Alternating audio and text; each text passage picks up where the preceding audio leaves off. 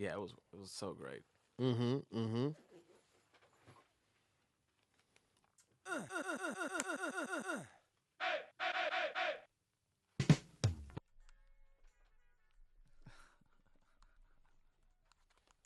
Wait, who is this?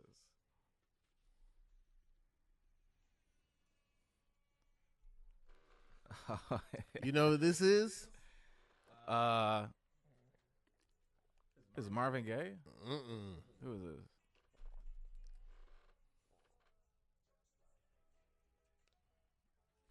This is Ray Parker Jr. Oh, really? Yeah. Oh man, damn. Yo, this is it, man.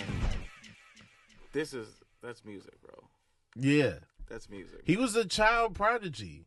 Really? Yeah. Yeah, he started when he was like 16, signed a bad deal, swore himself to never sign a bad deal again, and then ended up owning his music. So you don't see him all the time Yeah. because, he's got money. Yeah. Yeah. When you burn children early, they learn financial lessons. That's why Teddy Riley's not broke. Yeah. That's why, like all you got to do is take all their money when they're like still learning as a child, and then financial literacy. That's it. That's a good argument for for taking advantage of kids. Yeah. You got to have that first bankruptcy before you're 19, and then that sets you up. That sets you up to be a baller. You know what? Yeah, you're right. Because I'm pretty sure is there anybody that didn't bounce back, or everybody kind of recovered? I think that was a kid. Well, I think you're at that age. You have no skills other than music, and you have no money, and you just saw yourself get a hit. Yeah, you just saw them take a hit from you. Yeah. So Will Smith, Teddy Riley, Ray Parker Jr. I wish Michael Jackson went bankrupt when the Jackson 5 was out. It would have been better. Wish they would have had to move back to Gary. Then we'd still have Mike. Still have Mike. Yeah, man. I think that's a good point. It got too. If Mike got too out of that got too out of control. But didn't he buy? Wasn't there some conspiracy with that where he was alive right up until he got his music? Or owned his music? So Michael Jackson only had 2 record deals. Right. Motown, and then they signed with CBS. When they signed with CBS, CBS becomes Epic. Epic gets acquired by Sony. Now a basic Japanese tech company has the rights to Michael Jackson's music, while Mike has the rights to the Beatles' music. And they're just at a standstill where Mike doesn't want to give up the Beatles music to acquire his music, but they don't want to give him his music without touching some of that Beatles music.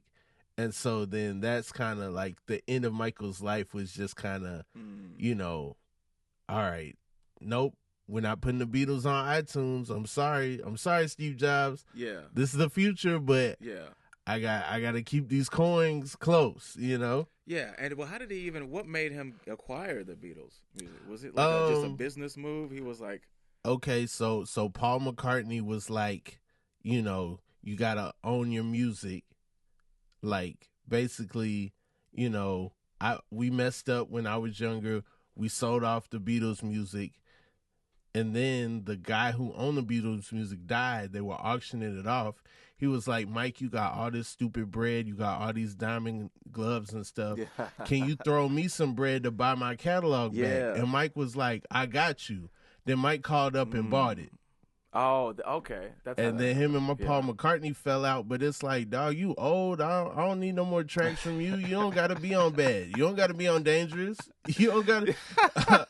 Yo, I know Teddy Riley. You know what I'm saying? Yeah. And so, they fell out. They were never cool again after that. But then, Paul, the creator's going to figure out a way. Paul McCartney figured out a way to get his money up. Now, he a billionaire. He up. Yeah. He just had to, put his feet on the pavement and get back to work, But that's how they fell out because Mike ended up owning the Beatles music and was down to sell it. He was like, yo, Pepsi, y'all like the Beatles? What's up? Yo, Murphy Brown, you trying to have this on your show? Holla at me. Yeah. Yeah. He's a businessman. Yeah. Yeah. I don't know what the rumor was where I guess they killed him because there's a lot of stuff swirling around. Yeah. With that, but I know because Taylor Swift also recently did something like that, right? Or she bought her. Well, okay, so something happened. Somebody owned her catalog. Scooter Braun acquired it, right? And so then he was making the money off her back catalog. So then she's so famous that when she re-records an album and puts it out, it goes on the charts. Taylor's version. That's what that Taylor's is, right? version, yeah, because I saw I was like, what is this? So what her is this? fans want to support her. Mm-hmm. They know all like the music consumer is so much more savvy of the business now than before. Right. You know? And so the fans know that Taylor doesn't make money off of the old songs. So like every now and then they'll be like, there's some, I don't know Taylor Swift albums, I don't really rock with her music like that, but like there's certain albums that she hasn't re-recorded yet that they're waiting on. Mm-hmm. Yeah, and I think that's a smart move. The music industry is famously like when I realized that like you don't get ownership or you get a small percentage of music you created. That's wild to me that somebody else like the ownership. So that's a big part of it. But Taylor, she's so powerful now. I mean, she got AI shut down. Remember when there was an AI graphic of her, and I think it was like a revealing, or I don't know what it was. It was like it was sexual, and it was her and Chief stuff. Yeah, yeah, and so and I think it took Taylor Swift getting mad for the government to finally take AI seriously. Because up until that point, it was like they weren't worried about it, and then they were like, oh, it got to Taylor. All right, well, maybe AI is a problem. We gotta like regulate this. Because Taylor got the kids. Yeah. So it's like you can't revenge porn me without me being involved and then mess up all the kids, mess up the white kids. Yeah, yeah. You can't mess up the white kids. No, we gotta like, protect the white kids. Drake's penis just out there. It's just available. Now that's AI. They're not bringing that up. Was that real or was that AI? They're not bringing that up at no White House official sealed anything. You know what I'm saying? Drake just out here, but Taylor got the babies, man. Yeah. They had a sit down over in the Oval Office for Taylor. Mm-hmm. Yeah, it reached Biden when Joe. The press secretary ain't talking about Drake's joint. No, but they should be, right? I mean, that was one of the most.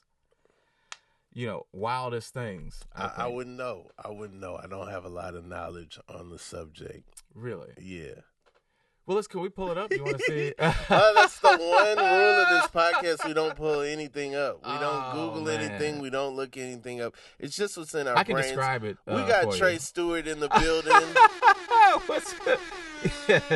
Yeah, I can describe it. That's okay. We don't need pictures. Tre's in comic. He's all around. He's been in L.A. He's been in Austin. He's been in Los Angeles, California. I said San that Diego. out of order. Oh, San Diego. I love San Diego.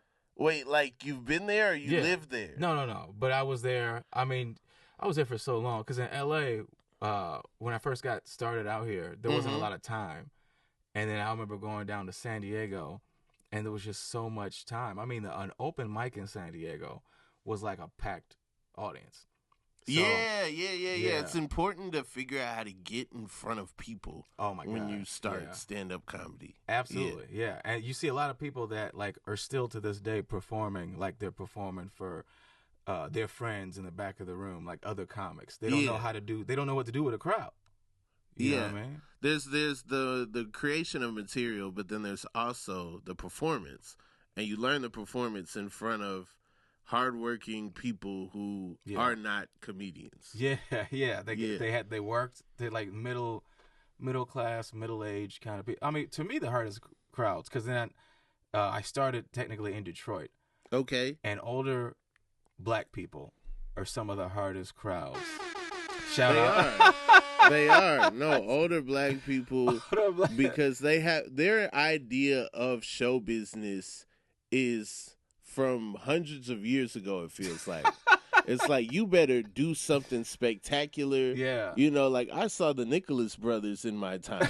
You know what I'm saying? Are you not comparing- jumping under people's legs? Are you not hitting a split on stairs? Okay, this joke better be amazing. Yeah, you got jokes. Oh, you got clever thoughts. I Get saw that the shit outta here. moonwalk happen. Right. I saw Exactly. Which that's Sammy Davis bullshit. Jr. jump and tap both his feet together. Yeah. You know? Yeah, I can't do that. But you know, I can tell you you know, my thoughts on Uber pool, how crazy that was, and you know, but I was like the it, though. man in the Uber pool. You were you were like in New York. Yeah. If you got in my Uber pool, first of all, if you got an aux cord, we lit in there.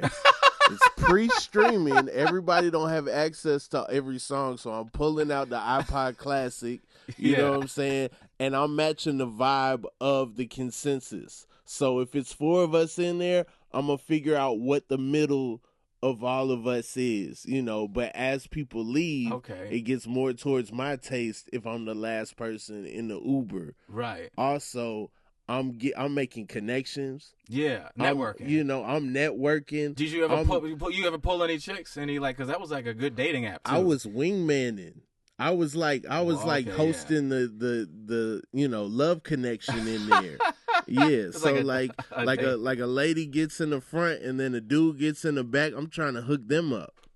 We already going the same way. Yeah. In New York, that's so important. Yeah. Just proximity. So we already going in the same direction, but also I'm the middleman. Mm-hmm. So if you're not interested, then I'm the bad guy. Yeah. No, that's a good point. So what do you think about date? Do you have a lady? You have I do have a lady. Nice she said yes. I'm engaged. Oh, congratulations. Yeah, that's dope, thank man. you. Yeah, thank you. Fucking yeah. Grown man shit. All right. That's what I'm talking about. Mm-hmm. And you guys, how long were you guys together? 5 years. Okay. And you met in New York? Met in Atlanta. Oh, dope. Yeah. Oh, wow. While I was in New York, the long D, and then I moved out here in the longer D, and then she moved out here, and now we live together. That's beautiful, man. Yeah. That's beautiful, yeah. And I think that's important, too, because it really grounds you, having a lady. Like, I'm not built for the streets. Yeah? I don't know if you could tell that by looking at me. I don't judge. If you had a switchblade on you, I wouldn't be surprised, Like, I don't. Thank you for saying that. But I know most people look at me and, I know it's a pretty rough exterior. I'm a thug. It's giving, Well, I'm not saying that. I'm saying that the demeanor that you're describing right now is so obvious that I'm like, there might be something he's more. hiding. Yes. Yeah. Right. And that's smart. That's smart. No, you're smart. A lot of people, they underestimate. They assume that everything is as it seems. Mm-hmm. And but with me, no, it is a. Well, I grew up in Detroit, so I was always around like real thug, like hood. Shout out, 7 Mile Ryan, bitch. That's okay. I woke up to that. That was my rooster. If you live in Detroit, we ain't had no roosters. We had gunshots, nigga. What's up? Let's go. What was it like there?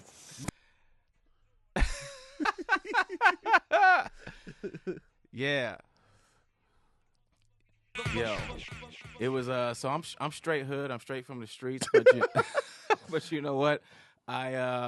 I made it out, you know what I mean? And, I got me some glasses. I read a couple books. You know what I mean? But no, I was like the nerdy kind of guy. But nobody ever fucked with me, though. Okay. Yeah. Well, like, they didn't mess with you because they knew you? Because I feel like that's a thing. Like, if you are a nerd, but they know you from kindergarten, they know you from day one, then it's like they'll just leave you alone. Yeah, I think it was some of that, and then it was also just kind of like I'm a chill person. Okay. So I was able to like maneuver. Like in high school, I could be with the cool kids, and then go over to the Yu-Gi-Oh table. And like I was like a day walker. Like I could just, for some reason, I could get away with, whatever it was, video game, nerd shit. But also, sometimes I'm smoking weed with the cool kids, and I'm just kind of hanging out. And, I even tried to sell weed one time, Okay. and my man was like, "Nah, man, you good." I never sold weed. I did smuggle weed in the school in my instrument case because Interesting. they were not going to search certain kids' instrument cases. I was one of those That's a kids. perfect, yeah. So they were like, "Yo, put this under your saxophone."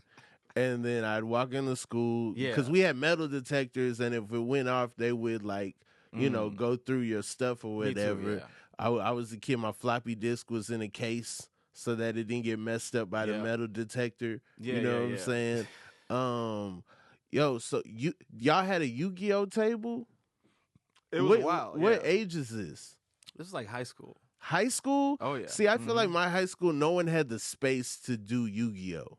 Like there's there always was space for It you. was like Shout out to my duelists out there. I'm a little older, and I feel that might be the age. Maybe Pokemon or no, okay, no, like that's dangerous. That's like you don't want those kind of problems. You don't want it like you might be into that. You might talk about it. You might discuss it, but just bringing and yeah, it was a wild time. I remember because it was like literal people who were in gangs, but sometimes some of them pulled out a deck, and we was all like, that's crazy. Yeah, it was wild. I don't know. We only played card games that you could play in jail. We only played Tunk and Spades. Yeah, Tunk with all that. But stuff no one brought Pokemon cards to high school. It was all about being grown. There were pregnant girls at our school. There was there was like real stuff going on. It was all about like acting grown. Like being childish was like the worst thing you could do, unless you just like were like one of them kids like nobody could mess with. Like there was this one kid, he was obsessed with Scooby-Doo, but also he could fight. And so like he would wear Scooby-Doo stuff. He had Scooby-Doo stuff around his neck. His nickname was Scooby, but also he could fuck you up. Yeah. You weren't going to like be like, isn't this weird? You know, like what about the meddling kids, right? Yeah. Yeah. You weren't gonna say anything to him about it. Exactly. That's interesting. Yeah, I think that's great, man. There's all different types of I like it. I like how the times are changing in that way where it seems to be there's not one way you can be or one thing. Right. Like you can be different. You can be into Scoob, or you can be, Yu-Gi-Oh! Or whatever. And then now it's even the kids today, it's like it's run by nerds. It's like it's all like there are nerds. It's like it's nothing. It's all like the people who would have gotten made fun of back in the day pretty much run the world. Oh man, it's nuts because I saw like the transition and I was so jealous of the youth. Yeah. Like when the focus stopped being about who's the biggest thug, who sold the most drugs, who's the most violent, and it just started being about who likes rap the most and who, oh man, look how tight my jeans are. And it's like, man, I missed this could have been my youth. Now I'm a grown man, and the tighter the jeans got so tight. Right. Yeah. Are you swinging on the other way now? Are you on the baggy pants side of things? I think I went past through the tightest. I got as tight as you could get. Yeah. And now I'm back to loose fitting or just regular fit. I think regular fit. Yeah, there's nothing wrong with regular fit, right? Like it's not a it don't got to be too loose or anything. You remember that was like an early 2000s thing. I'm a man in crisis. What do you? How so? I have some flared jeans. Yeah. I have some baggy pants. I have some skinny pants. I just, I don't know what works for me. My biggest fear is being wrong. Yeah. My biggest fear is being like people like, oh man, look, Rob Pants is crazy. That's my biggest fear. But I don't know what to do, and I'm doing a little bit of everything. Interesting. What do you feel most comfortable with? I feel most comfortable in the biggest pants I can find. Cause like I'm also I'm growing. Mm-hmm. And so I'm widening. Yeah. And As a I'm person, getting like spiritually? well, no, like when I put on pants like I used to wear years ago, and then I pull my like pants out, my hand out my pocket, my pocket would be like, oh yeah, I was just leaving too. And then now my pocket is out of the pants.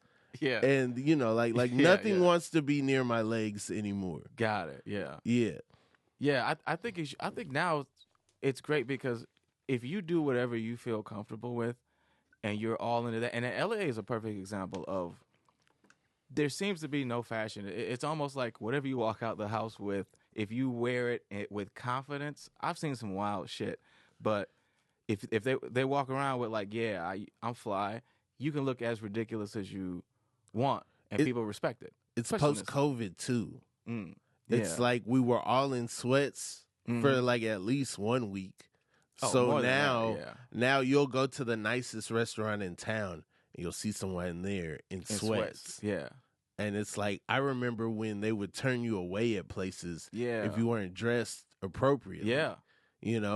And that's like less and less. Yeah. But then also it's like a status thing. Sometimes you'll go places and they'll be like, hey, you can't wear sweats in here. But then like somebody else will hop out of a whip and they'll have a chain on and then they'll like open a rope and they'll walk in and it's with like sweats. Yeah. It's wild. Yeah, fashion it is a status thing. One thing too, since we talk about pants, what's with the holes in the pants? Like these rich people, it's like I remember when you're poor, holes just happen. Right.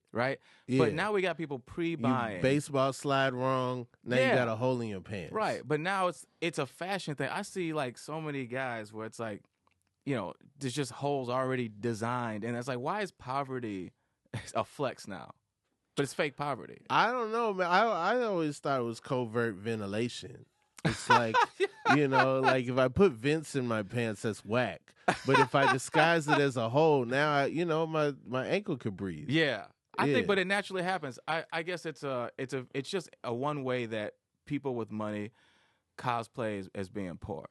I see that a lot. I have a lot of friends that were born into money, and they like to pretend to be poor. I don't know, because I feel like I don't think it's a poor thing. I think it's like holes in the pants? I think it's like I associate holes in the pants with 1994. I just associate it with Kurt Cobain, and like Joey Lawrence. But so the holes. But if you dive deep, if we can really, because I want to get to the bottom of this, because if we, well, this is on my heart. It's been on my heart for a minute. Where I'm like the even what you're referencing. Let's really dissect why it even became a style. At some point, the first holes in pants didn't come from a fashion designer. It came from tethered pants. Yeah. So that's what I'm saying. It's like something that happened when you can't afford another pair of pants. You wear it down so much that it becomes worn. And then fashion people saw that, and then they co-opted that. And that's when I think it became like, a thing where like a fashion statement. So my thing is like, I think it must have started with poor people. Maybe, sure. I get that, but I also think a lot of fashion is reactionary. Yeah. So I think like the Nirvana grunge era that I'm speaking to is a reaction to hair metal. And hair metal is like people wearing leggings, people being the most extreme. I've spent an hour to get my hair as high as possible. Yeah. I'm in, arenas where we have pyro and all this stuff. And basically, I'm flexing at all times. Everything I do is a flex. And so the direct opposite of that is I don't care about anything. Yeah. I'll wear a little girl sweater. I'll wear a dress. I'll wear, some jeans with some holes in them. Y'all throw these jeans away when you get holes in them. Not me. I'm the realist, I buy them with the holes pre-made. Yeah. Right. And then that turns into, okay, the youth likes the jeans with the holes. Let's sell jeans with holes in them. Yeah. But now, now we're in a time where it's like over nostalgia everywhere. So it's like everything is looking backwards. And so it's like you got these pictures of people with holes in their jeans. We got to sell jeans with holes in them. Yeah, I think it is a kind of like a cyclical thing. Mm-hmm. But man, yeah, I just never. It always just there's someone. I guess it's just somebody growing up. I grew up poor, so my thing is like, yeah, when I had holes in my clothes, I just never understood why am I gonna buy it with holes already made? Because that's like some. Sometimes it's harder to find jeans without the holes. Sometimes it's Yeah. more expensive to find the jeans without the holes. Sometimes see, the that's jeans exactly with the what holes yeah. are right there. You know, because they're pushing them, and that's what I'm saying. It's like I don't trust it.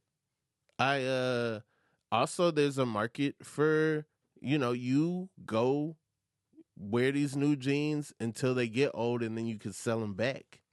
Yeah, There's the that. resale. There's Yeah. there's a jean repair place here in LA.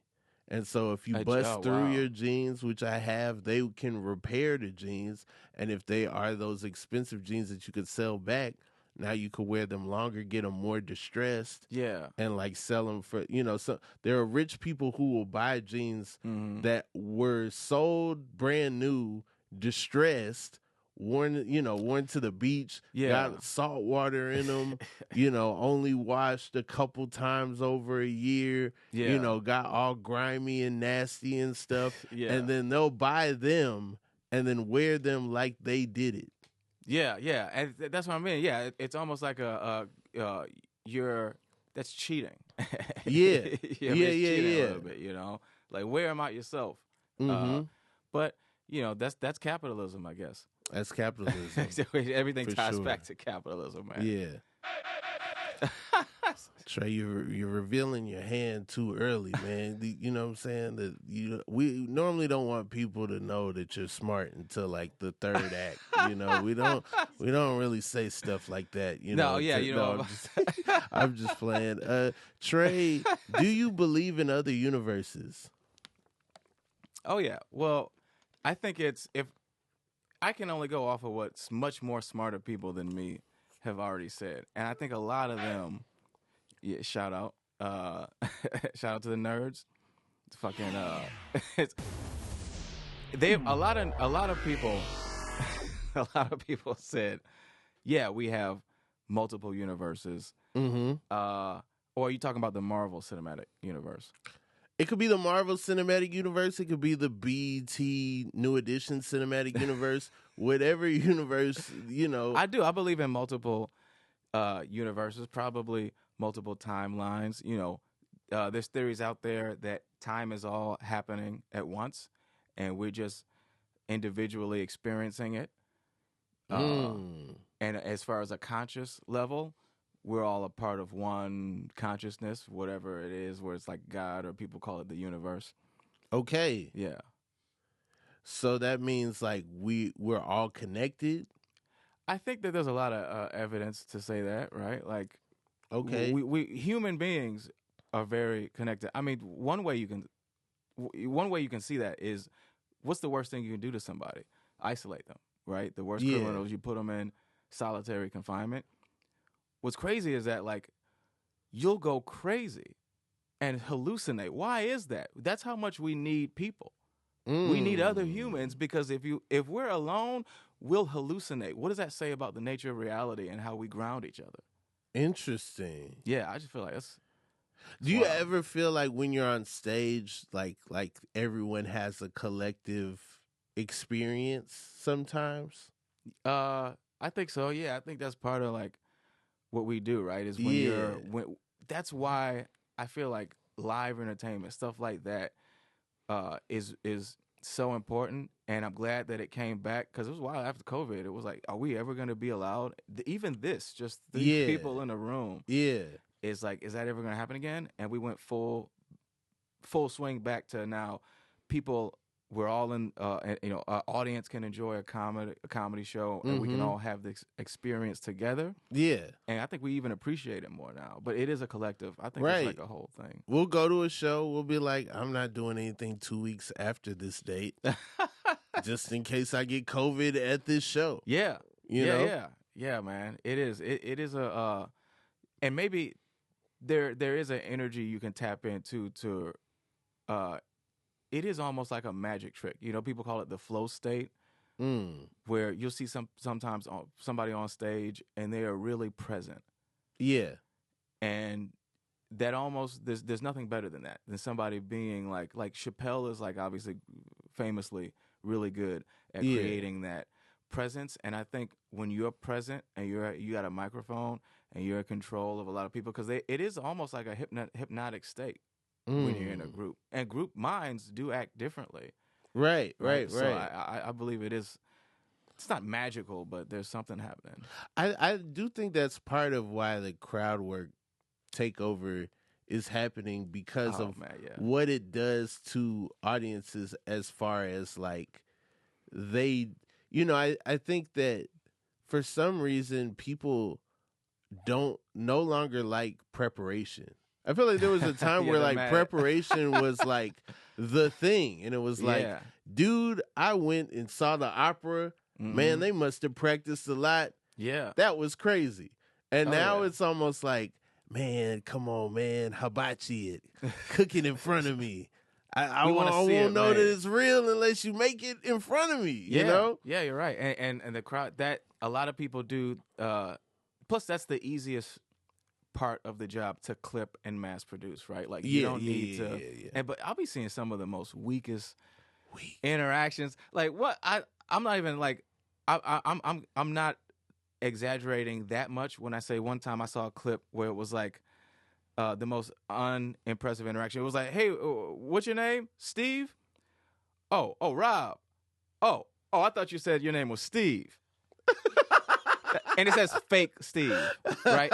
Millions of followers, like 5 million followers for fake Steve. Yeah. And I'm like, what? Well, I think there's two things going on, because you have the fact that, yes, when done right, that is the best way to get advertisement for comedy out there without burning material, And people love it. Yeah, you and scroll through the comments, they're like, oh, his name was not Rob. Now that's comedy, Yeah. But at the same time, you have the mental aspect of all comedians jumping in the ring and doing this thing, and causing them to feel like, I gotta post something. I have to post. I want people to know that I'm participating. All right, fake Steve is the clip for today. And hopefully fake Steve, buys Steve me time to do, fake Darren. Yeah. It is do you think it's a healthy balance? Because I don't think it's healthy at all. I don't think anything that's going on is healthy. No, I think a couple people took advantage of new technology. They prospered from it. And it's the .com boom. It's a bunch of people just following suit. I have acquired some new people from it. You post clips? Because I see your clips. I posted clips, I might have been at like 10,000 followers. I'm in the 35,000. So it works. So it's working. But I'm not one of them dudes that they're like the influencer. I wouldn't put that on me. Not yet. Yeah. Yeah, I mean, but I think that's the only way you can become one of these, top dogs, is if you consistently put it out. And it's like some of these people, like obviously the Andrew Schultzes and the people, they like have it down like to a meticulous science, right? Where the angle and the font, and and it's just a lot of like time and energy. Like I didn't start doing stand up so I can like edit. It's nuts. A video. I left editing to do stand-up. Wow, yeah. I was like, all right, guys, I'm out of here. I'm never going to cut another video again. Now, like, every morning, I'm, like, cutting a video. Yeah, we're all editors. To get the stand-up, to get directors. The jokes out. The jokes wake me up in the morning. Yeah. I want to get the jokes out. Absolutely. It's a means to an end. Mm-hmm. It's like driving across town to do a spot. It's like, I got it. I don't love traffic. No, I love jokes. You know? But you have to, right? That's my question, because some people go, I'm not doing it. I'm like, okay, well, then I guess you don't want to eat?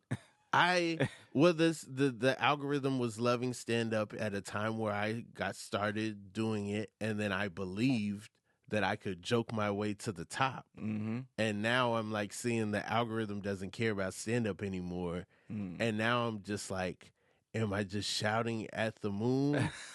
Into the atmosphere. Into the atmosphere. Can anybody Yeah. see this? Like, can someone see this who doesn't already know me? It's wild that the fact that you can't post something and it goes to your followers. What kind of evil? Yeah, Shit that's the is thing. that? Yeah, and sometimes the people who know me don't get to see it. That's wild. Yeah, That's wild. So it's like it does become something where you have to sit down and scientifically figure out how to get around, because people talk about shadow bans. It's not even a shadow ban. It's literally Instagram will not show yeah. your whole audience that. So I'm like, wait, why do I have to? They follow me already. They follow me. What else do I need And to do? you guys used to pay me. Yeah. Now you don't pay me. Facts. And you don't Yeah. show me. Yeah. Yeah. It's wild. And then you don't seem like a political person, but like there's a lot of people who I get political at times, but in a fun way. Yeah. You know, I think that there's there's so many people that don't care about politics. There's such a like lack of you're not interest. one of those people. Right. Yeah. You care about it. I care about it a lot. I feel but that. I feel like audiences, I can only go so far before I'm like, all right, these people, they have checked out. Yes. Yeah. Yeah. And there's certain stuff too. It's probably better too, because it's like you can't. There's a lot of stuff that like people will get offended by without you even being political. I mean, Matt Rife, his special was a perfect example of. Did you see that joke? Did you see his special? I did. Yeah. I think it was his first joke about he likes beating women or something. Right. No, that wasn't his bit. That was not it. No, that was not it. That was not.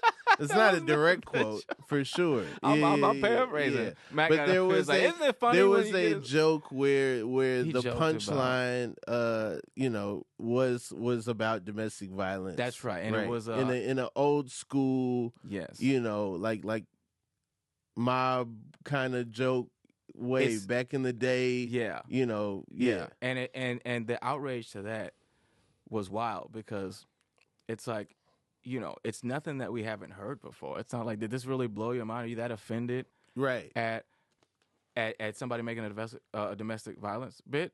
Now, if you want to say that wasn't the best bit I've ever heard, that's your prerogative. Sure.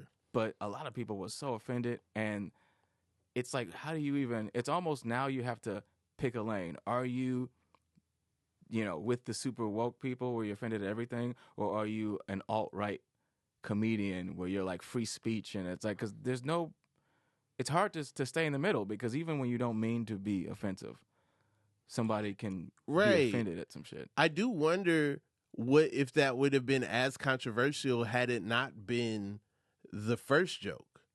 Yeah. Had it been like deeper into the set, and you would have you really watched it for 37 minutes to see that one, versus all eyes on, okay, how are you going to start this thing? Mm-hmm. Wow. I think it was a genius move by Matt, because he knew, let me put this up. He knows what he's doing. Yeah. Right? He started that, and it's his first joke, just so he knew that, like, if you don't watch further than this is what I need you to what see. you need to get me talked about.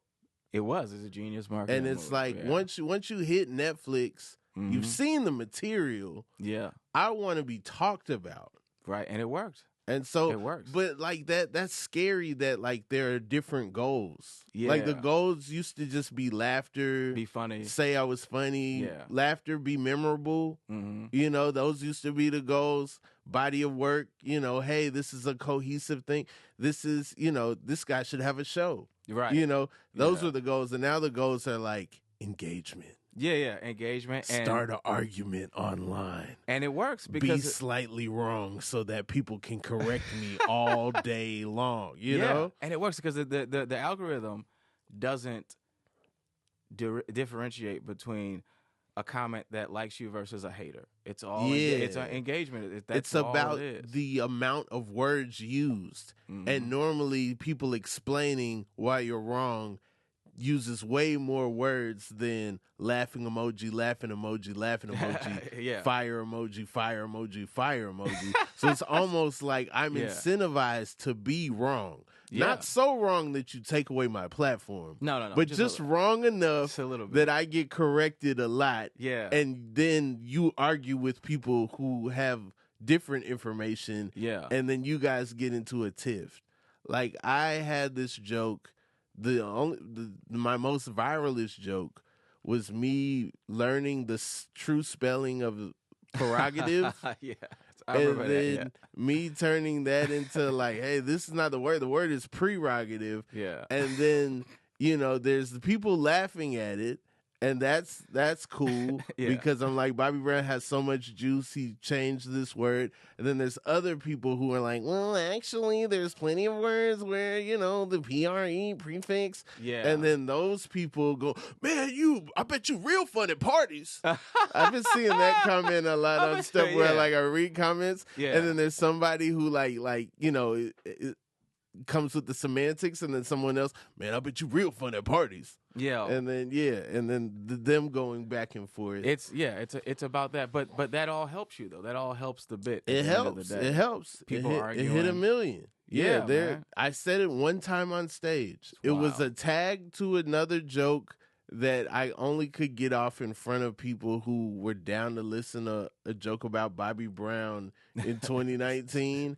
And I did it in front of that audience. Yeah. I forgot it was recorded.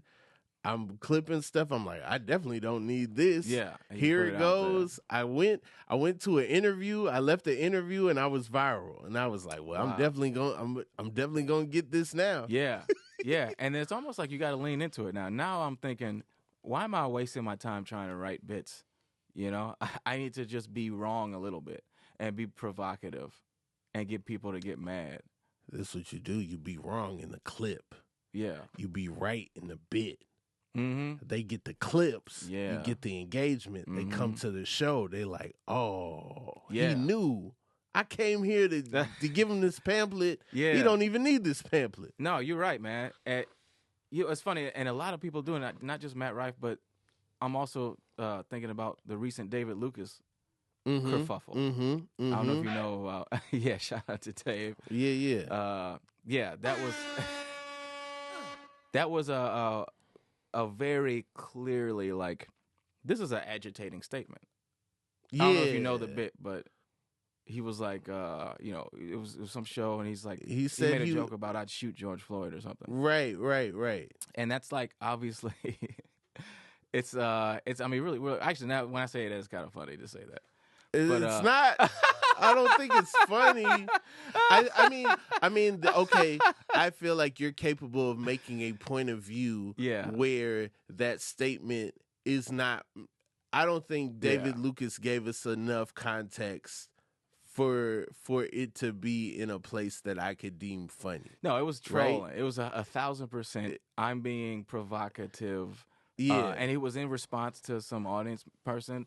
But then it did spark, a lot of debate and conversation of what is a joke, what are we even allowed to say. I know we talked about Austin the other where where it's like you got a lot of people who are, white man can't say nothing anymore. You can't talk about trans people. You can't be racist. You can't say the R word. I mean, what's the point of even doing comedy? Am I right? Listen, those are good points, man. I think what? No. White people, white men and white straight men. Let's just be honest. Where's my camera?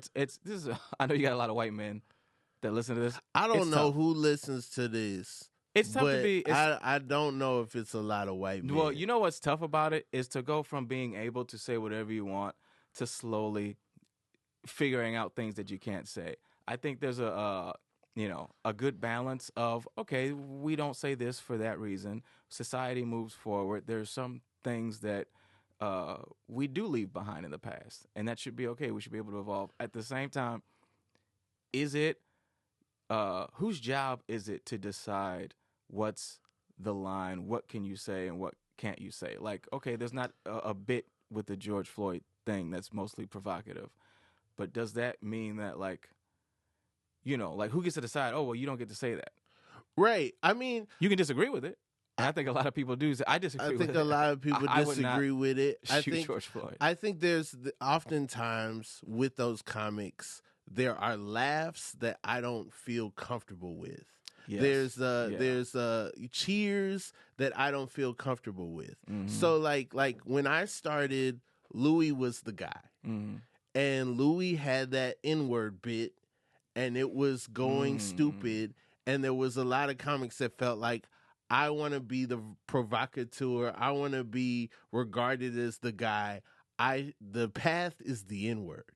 And it was like, no, you It's not guys the path, didn't yeah. listen to the bit. Yeah. But in that bit, there are cheers and laughs Yeah. of people who I think were more excited of a white man saying the N-word than what that bit was actually about. Absolutely. And I think that exists a lot of time. I think there's a lot of guys that are in that vein that are cool with dog whistling a certain community Yeah. and taking their money and not realizing I'm giving ammo to people whose views are either way different than mine or they don't care. They don't care that they're, I just made the perfect joke, quote unquote. Now this person can say this dog whistly joke at work and not get in trouble. I just gave them ammo to make people feel uncomfortable, you know? Yeah. And I think there's a very lazy approach. Yeah. To go, I'm gonna do this dog whistle, and I'm gonna like placate to this, even though I know that some people are gonna take it the wrong way. It's the Dave Chappelle effect, where he left his show because he said it was like, oh yeah, people, not every laugh, he felt good about it. Right, and right. I think there is a healthy balance. And then, I heard Patrice O'Neal talk about this he went on Fox News, and he actually gave a good interview where he was talking to some white woman who was mad, and he's like, yeah, it's like, you got to give us room to make these mistakes. Comedy, lives in walking that line, and sometimes you do cross it. Yeah. And I think when you cross it, it should be okay to apologize, because we live in a society where it's like, what do you want from somebody? They misspoke or whatever. If they apologize, let's all move on. It's like everybody wants blood. Well, you want them to never work again? I agree with that. I do feel like, my biggest issue now is that it's been totally acceptable to record someone who's on stage doing stand-up, put it out, and then all media outlets are able to take that. So whether it's Mike Epps talking about Cat Williams, whether it's David Lucas, whether it's Chris Rock trying to work on material about the slap, it has been totally acceptable recently to just take stand, when people are working on things. Now, a criticism of what you've made a commodity is totally different. If I put out a clip myself, if I put something on a special, if I say something on a thing that I know is being recorded, I think that's totally different than, hey, I'm trying to figure this out. Because that's different. The way some of my best bits, some of my most, grounded bits started with me not having the right language, not having the right approach. You figure it out. Figuring it out along the way, listening to myself, hearing it, and being like, oh, there's a better way to say this. Oh, people are receiving it this way. That's not what I'm trying to say. I'm actually trying to say the opposite. But, in saving face and being entertaining, I leaned into something that I don't even agree with and hopefully can fix. You should be able to that's the freedom where I feel like Patrice was kind of talking about, where it's like, it's going to come out wrong in the beginning. It's going to come out maybe even really offensive. But if we don't have the space to create, and everybody's got phones, now that's why they lock phones up most places. No, they don't lock them up a lot of places. They don't. Though. There's a lot of footage of me out there, and luckily I haven't popped yet, so that footage is just probably. But they're waiting. It's stored somewhere. When you it's in the recycle bin. A lot of my footage is in the recycle bin. Yeah. But then, like, I did a show in Seattle. This guy after the show was like, "Hey, I recorded you with my glasses. Do you want?" He had a glasses cam on. He was like, "Do you want the footage?" And now I'm like, Damn, part niggas of me is like, with glasses this is now? interesting. I would like to see what it looks like from the vantage point of an Yeah. audience member. Another part of me is like, by accepting this footage, am I condoning this behavior? Am I giving him the leeway to be like, Probably. I did this for Rob Haze. He Yeah. said it was cool, and Oh man, that's a tough one. What did you do? Did you like? I forgot to hit him back. I got his information and then I forgot to hit him back. Yo, because that's wild. Because now I didn't even realize that. Now you got to look at people's glasses now. Yeah. And it's like it's not just a phone. Yeah. Usually, it's easy to see somebody doing this, Right. trying to hide it. But nigga, I could be recording this thing You right now. might Like, be, just like, you I might am, leak this actually. episode. Yeah, I mean, I'm gonna remix it. Yeah. And yeah, no, it's wild, man. Yeah, I didn't even realize that technology had even adapted to that point. You should hit him up though. See, what is it like? Because Yeah, I gotta. Yeah, maybe he still has it. I don't But know, also, this he's was a probably while just ago. doing that. It's like now we live Right. in like, He he's might just be doing that. recording Yeah. everything. Damn, you man. know. Yeah. Yeah, you really, and so it's not a safe. So I understand the need to kind of like want to figure out a space where we're allowed for it to come out wrong the first time, But then there is a difference between they haven't really figured that bit out yet to, oh, you're just talking about how George Floyd was a criminal. And it's like, all right, that's kind of, there's a certain type of people that are going to be, at home and they see a black man talking about why George Floyd deserved to die. And they're going to go, yeah, Right. yeah, he did. He's right. And so it's like, that's where that's like, it goes back to what you're saying. Like, there's people that are going to laugh at different reasons.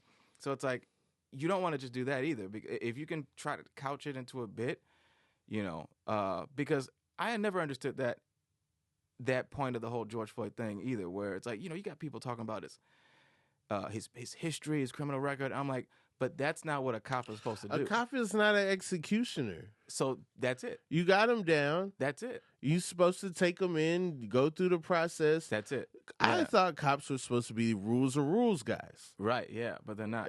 So it's like they got to follow their own rules too. Absolutely. Yeah. And you know what I really, a piece of information that I've recently discovered that actually changed my mind about cops. Do you know cops kill more white people than black people? I did not know that. Yeah, there was actually a study, and I don't know, some study did, somebody did a study where they looked at the racial groups, and they were like, actually, when it comes to murder, cops murder more white people, but they harass more black people. And that's an interesting case of information because on the one hand, you have like a certain type of white conservative person that'll go, see, they kill more white people. There's no such thing as racism, which to me is making sense because like you're missing the point. The point. They're killing Right. people. Period. Yeah. And so, but now actually, when I found out they're killing more white people, maybe I do support police. You know what I mean? It's like the enemy of my enemy is my friend, sort of thing. Okay. So it's like, so the cops, I don't like them, but they're out here killing white people. So maybe we can, keep up the good work. That's what every time I see a cop now, I'm like, thank you for your service. That's Tre Stewart, everybody. Blue Lives Matter. Okay. All right. This is going to a place that I didn't think it would go to. Tre, what's your favorite color? Sky. Sky? Oh man. Maybe like maroon. Is that a real one? I think so, right? Is that there a a color? maroon sky? Yeah, right? I don't know. I feel like it was. Have you seen this in person? No, I had a dream one time though where this guy was This sounds like Revelations. yeah. It was beautiful. Oh, I might have been high. Might have Okay. been high on mushrooms. All right. Oh, okay. I was like, weed's not going to change the color, but mushrooms might. Yeah. Have you ever done mushrooms? I've done mushrooms. I like to do mushrooms with nature. Yeah, that's I like the to, best. or else I'll find nature. Like if I did mushrooms and this table was right here, I would more think about when this table was a tree for a long period of time. Yeah, shrooms. It does. I get that I do feel connected to everything around me, and I think that's what I love. I love that because I never done coke. I never really was interested in. Me neither. Yeah, I'm other waiting stuff. until I have a certain amount of money in the bank. Oh, you are gonna do coke? Well, I'm not going to, but I'm Okay. saying I'm ruling it out until I have a certain amount in the bank. And with inflation, that number keeps going up. It keeps going up. You're you know? right. I think I'm also like a introvert, so I don't know if I like people do coke to go hang out and like party and drink. I like, that doesn't match. Like I just be chilling. Yeah. You know what I mean? Like you're not gonna do coke and then read a book. You know what I mean? Nobody's gonna like, or maybe you do. Read it out loud. That might be a good time. I Yeah. don't know how your vision is. I know like on shrooms my vision is not It's reading blurry a is little not bit. fun. Yeah. Yeah. It Typing depends. things is not fun. So I don't know. I think on weed vision is fine. Yeah, and I like that. That's more of a poor friendly drug. Like I agree. Coke is an elitist thing. Mm-hmm, You know what I mean? It's like I don't know, but maybe I'll do. That's a good point. Maybe when I have a lot of money, I'll just start doing coke. Well, no, try I it. don't want to be on coke. You just want to try it. I just want to try it, but I'm also like I don't want to like not have said amount of money and then be out here trying coke and then risk Yeah. getting on it. It's an expensive habit. Yeah, For sure. Yeah, I don't want to be like doing it and being stressed out about bills on coke. Oh, coke. Yeah, that's you know not what I'm fun. saying? Yeah, I want to no. be like, all right, Yeah. everything is secure. Yeah. And if I'm one of those people, one hit, heart explodes, something crazy happens. Does that happen? Then my money can be left to people and they'd be like, man, I miss Rob, but I did get a check. I mean, I did get a check. I'm not, cocaine is terrible. Like it killed my buddy, but I'm guapped up now. Yeah, I got these Jordans. Yeah. Shout out to Rob. Hey man, they made that scholarship because Rob, Yeah. like I wasn't gonna get a full ride, but So, then this is actually he did this coke, it exploded. I applied. Now I could go to school. So if it wasn't for cocaine, I wouldn't be at Harvard. That's a great message for the kids. Right. That's a good message for people out there. Like, yeah, you know what? Sold. Mm-hmm. Yeah, you sold me on coke. I was gonna not Okay. do it, but it's like you're right. If nothing else, then maybe it'll help somebody else at some point. Right. Yeah. Even in my darkest fantasy, I'm still out here a martyr, cocaine martyr. What about Adderall? Because isn't that pretty much cocaine? Yeah, On a I much think lower chemically it is very similar to cocaine according Have you to ever the done it? chemists that I've known. I've never done Adderall, Oh, me neither. but I don't know. I think there was a time where I was like, this sounds like what I need to like, yeah, like focus. focus, right? Mm. But I never dabbled in the Adderall. Yeah, I think that's a good point. Yeah, I feel the same way. I think we're on the same like wavelength in terms of that. Yeah. I like chiller drugs, less expensive. You know what I mean? Acid is good because I've never done acid. well, it's very friendly to your wallet. Okay, I didn't know that, but that It makes lasts sense. a long time, and it can come back. I don't know if it's like it can like you ever heard of people just randomly years later experiencing an acid trip when they did it a while ago. So it's the gift that keeps on giving. I don't know if I like that because I drive sometimes. Oh, interesting. Yeah. So yeah. I don't want acid to come back and then it's like I can't get home. All right, 2024 was crazy, and now I need someone else to drive. Yeah, you're right. Doesn't that make it more exciting? It's like life is fun. At any moment, I can fucking be tripping balls. But like the scary thing about acid is that you could get the Charles Manson stuff or you could get the Steve Jobs stuff, and I want to invent the iPod. You want to start a murder. I want to have a great idea. Yeah. Hopefully, it's not like, well, now I know how to make an iPod, but. I want that. I don't want to like, I got to start a cult with people who don't wear shoes, Yeah.